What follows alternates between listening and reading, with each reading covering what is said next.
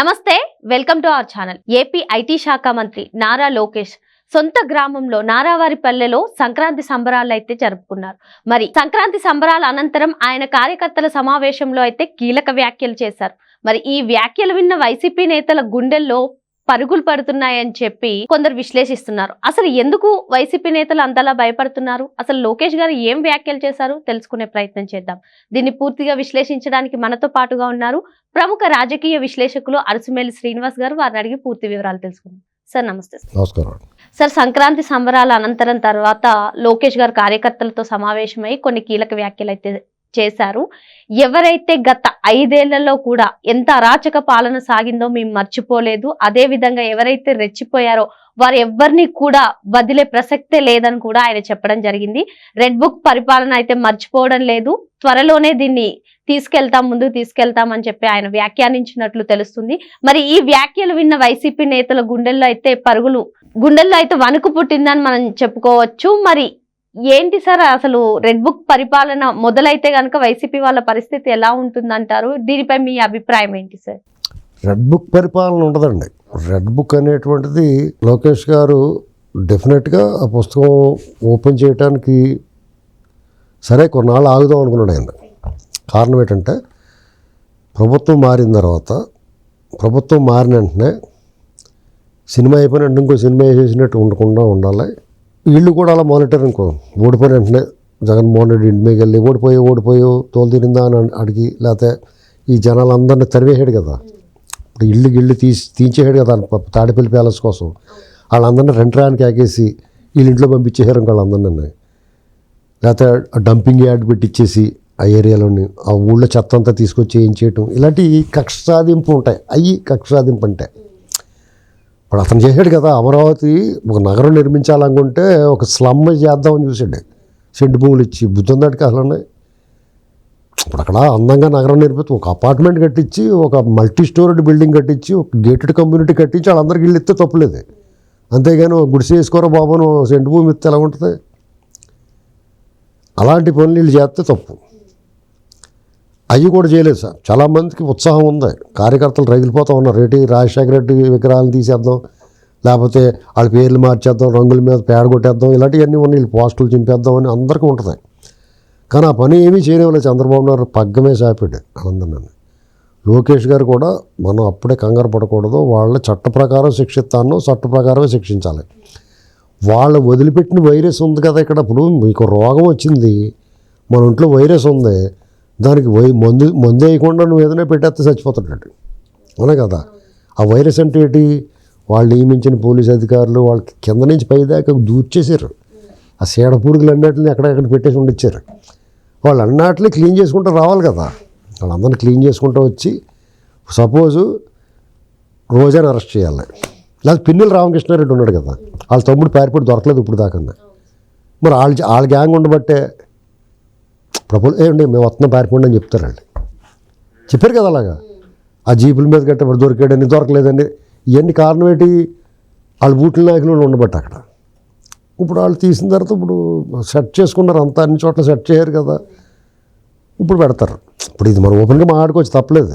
ఇప్పుడు వాళ్ళంత అరాచకం చేసినట్టు చట్ట ప్రకారం నువ్వు శిక్షించాలనుకున్నప్పుడు ఆ చట్టాన్ని అమలు చేసి కూడా సరైనోడు ఉండాలి. అక్కడ చట్టం ఉంది, ఇటు జేబు కొట్టేయడికి 4 శిక్ష చేయండి అని ఉంటుంది. ఏంటండి దాన్ని అమలు చేసి కూడా జేబు సరిగ్గా కొట్టలేదండి వదిలేయకూడదు కదా. కాబట్టి ఇన్నాళ్ళు టైం పట్టింది. చంద్రబాబు గారు కూడా ఇటువంటి వాటిని కక్ష పగ ప్రతీకార రాజకీయాలు ఆయన నప్పదు. మామూలుగానే ఈ లా అండ్ ఆర్డర్ చెడిపోవడానికి ఇష్టపడ్డాడు. ఎందుకంటే లా అండ్ ఆర్డర్ లేకపోతే పెట్టుబడులు రావు. ఆంధ్రప్రదేశ్లో కానీ ఏ రాష్ట్రంలో అయినా లా అండ్ ఆర్డర్ బాగుండాలి, శాంతి భద్రత ఉండాలి, మౌలిక వసతులు ఉండాలి, సదుపాయాలు ఉండాలి, ఇన్ఫ్రాస్ట్రక్చర్ ఉంటేనే. ఇప్పుడు ఆ హోటల్లో కరెంట్ లేదండి, ఫ్యాన్ కూడా లేదండి, దోమలు కుట్టేస్తే ఇల్లు ఉండండి మీకు ఉత్తిన ఇస్తామంటే వెళ్తారా? మీరు ఎక్కడ పడుకుంటారా? ఇప్పుడు గది కావాలని వెళ్ళారండి మీరు, పెద్ద గది ఉందండి, దీనికి కరెంట్ లేదండి, కిటికీ తీసుకుంటే గాలి వస్తుంది కానీ దోమలు వచ్చేస్తాయండి, మళ్ళీ కింద సప్పుళ్ళు అవుతాయండి, పక్క నుంచి ట్రైన్ వెళ్తుందండి, మీకు నిద్ర కూడా పర్లేదండి, ఫ్రీగా ఉండండి అనుకుంటారా మీరు? అంతే. ఇది కూడా ఓ పక్కనే లా అండ్ ఆర్డర్ లేదు, కొట్టు చేస్తూ ఉంటారు వీళ్ళు, ఎప్పుడు జగన్మోహన్ రెడ్డి వాళ్ళు ఎక్కడే తిరుగుతూ ఉంటారో అన్నప్పుడు రారు కదా. వాళ్ళకి ఏమర్థమైందంటే లా అండ్ ఆర్డర్ కాపాడుతూ పాటు ఈ పాములు కూడా తిరగనివ్వకూడదు ఇక్కడ అనేటువంటిది మొన్న పెట్టుబడి నేను ఫస్టే చెప్పాను. నువ్వు కానీ నేను కానీ ఆయన కానీ ఎవడు చెప్పినా వినరాళ్ళు. పెట్టుబడి పెట్టేవాళ్ళు ఏమన్నా బాబు ఈ పాములు తిరిగితే మేము రావండి అని చెప్తారు. వాళ్ళు ఖచ్చితంగా బుక్ ఓపెన్ చేస్తారు. ఇవన్నీ సెట్ చేసుకోవడానికి పెట్టుబడిదారులు కూడా ఆ మాట అన్నారని లోకేష్ గారు చెప్పాడు. కాబట్టి దీని అంతా అర్థం ఏంటంటే మీకు రౌండ్ వేస్తున్నాంరా బాబు, మేము మంచోళ్ళమే, మేము ఇలాంటి రాజకీయాలు పాల్పడం, మేము కక్ష రాజకీయాలు మా దగ్గర ఉండవు. కానీ మీకు ఇచ్చిన సమయాన్ని మీరు వృధా చేసుకున్నారో, నోరు మూసుకుని ఇంట్లో కూర్చోకుండా బయటకు వచ్చి ప్రభుత్వాన్ని కోల్పోద్ది, కూటమి మధ్య చిచ్చు, లేకపోతే తిరుమల అపచారం ఇలాంటివి మీ పేపర్లో మీ ఇష్టమైనట్టు రాస్తున్నారో, దీనికి బాధ్యుడు చంద్రబాబు బాధ్యుడు. ఆ తిరుమల తొక్కేసలాటికే నువ్వే బాధ్యుడు. యదమో అక్కడ తిరుగుతాం వల్ల జరిగింది అక్కడ. అసలు ఆ కొండ మీద రోజు ఎందుకు అడుగెట్టింది, అందుకనే జరిగింది అక్కడ. ఆవిడ ఎవరన్నా టచ్ చేస్తాడు మటాష్ అయిపోతుంది. సినిమా వాళ్ళు కూడా ఉన్నాయి కదా. రామ్ చరణ్తో మాట్లాడింది, ఆ సినిమా పాపం బాగున్నా కానీ బాగోలేదు అంటున్నారు. ఆ మధ్యన బ్రహ్మోత్సవం సినిమాకు మహేష్ బాబు ఎంత అందంగా ఉంటాడో అతను మాట్లాడింది. ఆ సినిమా లైఫ్లో డిజాస్టర్. ఇలా చాలా జరిగినాయి ఈ మధ్యకాలంలో ఉన్నాయి. ఏంటండి అవన్నీ వదిలేసి వీళ్ళ మీద పడతారు వాళ్ళు. అంచేత నేను ఏం చేసాడంటే ప్రజల నుంచి డిమాండ్ వచ్చేదాకా ఆగారు వాళ్ళు. ప్రజల నుంచి డిమాండ్ వస్తుందంటే అన్ని ఎందుకు వదిలేసారని అందరూ కూడా అడుగుతున్నారు. వదలలేదండి, ఇప్పుడు తెస్తున్నామండి పుస్తకం అని చెప్పారు. అంతే. అంచేత లోకేష్ విక్రించిన వాళ్ళందరూ కూడా వాళ్ళు నివ్వెరపోతారు. ఏం టాలెంట్, ఎంత టాలెంటెడ్గా ఉన్నా ఉంటాడు ఇదే సినిమాలో, అలాగే అంటారు అందరూ రేపటి నుంచి. సార్, గతంలో చూసుకున్నట్లయితే కూటమి ప్రభుత్వం అధికారంలోకి వచ్చిన తర్వాత విమర్శలు చేస్తున్న ప్రతిపక్షం మొత్తం రాష్ట్రం అంతా కూడా రెడ్ బుక్ పాలన సాగుతుందని చెప్పి చాలా సార్లు చెప్పింది. ఇదిలా ఉంటే ఇప్పుడు ప్రస్తుతం లోకేష్ గారు రెడ్ బుక్ పాలన మొదలవుతుంది అంటారు. దీనిపై మీ అభిప్రాయం ఏంటి? ఇప్పుడు వాళ్ళ స్కెచ్ ఏంటంటే వాళ్ళు తెలుసు. ఇప్పుడు కూటమిలో ఉన్నవాళ్ళు కొంచెం బుర్ర ఉన్నవాళ్ళు, తెలివైన వాళ్ళు. వాళ్ళకి బుర్ర తక్కువ కొంచెం, అంటే బుద్ధిహీనత, బుద్ధిమాన్యము, చిత్తచాంచల్యము, చిత్తభ్రమ, ఇవన్నీ ఇలాంటి అవలక్షణాలు అన్నీ ఉంటాయి వాళ్ళకి. అంచేత లేకపోతే ఫోన్ వాళ్ళు సుధాకర్ ఇలాంటి వాళ్ళు లాయర్లు వాళ్ళకి వాళ్ళు సిగ్గు లేకుండా వాళ్ళు ఏం ఆడుతున్నారో వాళ్ళకి తెలియదు. అటువంటి వాళ్ళందరూ పెట్టుకుని పూర్తి అధికారం చేతిలో పైన ఉన్న వాళ్ళు కూడా కొంచెం సహకరించారు, వాళ్ళు ఇష్టం చేశారు. ఇక అది బుర్ర ఉండాలి కదా, నీకు ఇలా స్కెచ్ చేస్తే బయటకు వెళ్తాం ఉండదు.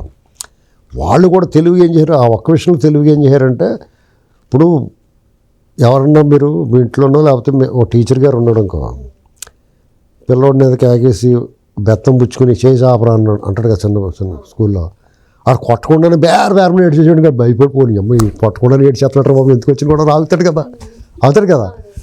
సేమ్ వీళ్ళ కూడా వీళ్ళేమి రెడ్ బుక్ ఓపెన్ చేయకుండానే రెడ్ బుక్ రాజ్యాంగం అరాచకం జరిగిపోతుంది, మా మీద దాడులు చేస్తున్నారు, వాళ్ళు కొట్టకుండానే అరిచేయటం మొదలెట్టారు. చంద్రబాబు గారు ఎలా ఉంటాడు, ఎందుకు వచ్చిన కూడా బాబు వెళ్తాడు మనకి ఎందుకని ఆగాడు. ఆయన కొద్దిగా ఆగండి, మరి కంగారు పడకండి అని చెప్పాడు. ఇలాంటివి అన్నట్లు నాకు వ్యతిరేకం. నా ముందు నాకు రాష్ట్రంలో అమరావతి, అక్కడ భూ సమీకరణ ఇంకా కొంచెం మిగిలి ఉంది. ఇలాంటివన్నీ పూర్తి అవ్వాలి, ప్రాజెక్టులు దారిలోకి ఎక్కాలి, పోలవరం మొదలవ్వాలి, పెట్టుబడులు లాంచింగ్ అవ్వాలి, హామీ ఇచ్చిన వాళ్ళు పెట్టుబడులు అన్నీ కూడా లాంచ్ అవ్వాలి. ఇవన్నీ మనం ఇచ్చిన హామీలు ఇవన్నీ ఒక దారిలో పెట్టుకుని అప్పుడు దీని సంగతి చూద్దాం, అప్పటి వరకు దీన్ని మాట పెడతాం, నా ప్రాధాన్యత ఇదే అని చెప్పాడు ఆయన. అలా చెప్పినప్పుడు వాళ్ళు అన్నదానికి వీళ్ళు చెప్పిన దానికి ప్రజలు చూస్తున్నారు. వాళ్ళు చూసి ఏమంటున్నారు, ఇదేంటి చంద్రబాబు గారు ఇంత మంచోడు, ఇలా జరుగుతుంది, వీళ్ళు ఇలా మాట్లాడుతున్నారో, అసలు వీళ్ళు ఎందుకు వదులుతున్నారని చిన్న పిల్లల నుంచి పెద్దవాళ్ళ దాకా డిమాండ్ వచ్చింది. ఇప్పుడు వాళ్ళు ఏం చెప్తారంటే చేతులు కట్టుకుని వచ్చి మైక్ ముందుకి చంద్రబాబు గారు, లోకేష్ గారు, పవన్ కళ్యాణ్ గారు ప్రజల కోరిక మీద, ప్రజల విజ్ఞప్తి మేరకు, ఆ డిమాండ్ మేరకు వీళ్ళు రౌండ్ వేస్తున్నారు. వీళ్ళకి తప్పని పరిస్థితుల్లో వాళ్ళు చేసిన తప్పులకు శిక్ష అనుభవించాలి, చట్టం నుంచి ఎవరో తప్పించుకోలేరు, కానూన్ కా హాత్ బహుత్ లంబా హై అని హిందీలో కూడా మాట్లాడి వాళ్ళు లోపలేసేసి ఎరక్కుమ్మేస్తారు. ఇందులో అనుమానమే లేదు. రెడ్ బుక్ ఓపెనింగ్ అంటే అదే. వాళ్ళ చేత వాళ్ళు పడుకున్న గుర్రాన్ని వాళ్ళు తనించుకున్నారు. నోరు మూసుకుని ఇంట్లో పడుకుంటే వీళ్ళు ఏమైనా రెడ్ బుక్ ఓపెన్ చేసి కావాలని కెలికి వాళ్ళు లోపలేస్తే ప్రజలందరూ కూడా తప్పయ్యా, వాళ్ళకి మీకు తేడా ఉంది, మీ పని మీరు చేసుకోవచ్చు కదా అంటారు. ఇప్పుడు వీళ్ళ పని వీళ్ళు చేసుకోలేకుండా ప్రభుత్వం కూలిపోద్ది, లేకపోతే అది జరుగుద్ది, కుట్రలో కుతంత్రాలు ఇలాంటి మాటలు మాట్లాడుతుంటే ముందు వాళ్ళని లోపలేసి ఇరగొట్టండి అసలు అని చెప్తారు కదా. ప్రజల చేత చెప్పించుకుని ప్రజల డిమాండ్ మేరకు, ప్రజల కొరకు, ప్రజల చేత, ప్రజలతో ఎన్నికైన ప్రభుత్వం కాబట్టి ప్రజల కోరిక తీరుస్తారు. మరి రెడ్ బుక్ పాలన అంటే కక్ష సాధింపు చర్య కాదని చెప్పి అరాచకానికి ఎవరైతే పాల్పడారో వాళ్ళ మీద చర్యలు తీసుకోవడం అని చెప్పి సార్ స్పష్టం చేశారు. Thank you sir.